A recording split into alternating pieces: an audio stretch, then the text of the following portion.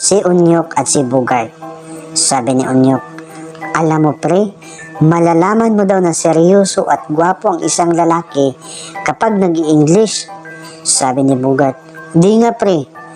Sabi ni Unyok, I'm seryousing my friend. Si Unyok at si Kaloy.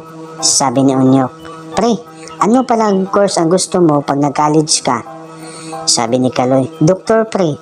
Sabi ni Unyok, okay yan pre, doktor. Para makagamot ka na may sakit. Sabi ni Kaloy, hindi pre. Sabi ni Unyok, para makatulong ba sa kapwa? Sabi ni Kaloy, hindi rin pre. Sabi ni Unyok, ano pre? Sabi ni Kaloy, pangit kasi sulat ko kaya doktor kukunin ko. Si Unyok at si Bugart. Sabi ni Unyok, pre, malungkot ka ata. Sabi ni Bugart, oo pre, itong kutis ko kasi nakakainis, sobrang itim.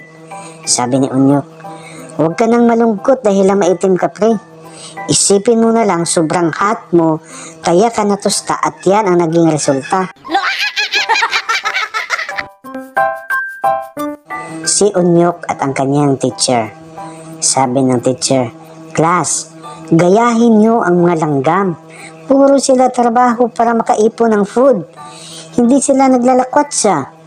Sabi ni Unyok, ma'am, kalukuhan po yan. Sabi ng kanyang teacher, ba't mo naman nasabi yan Unyok, aber?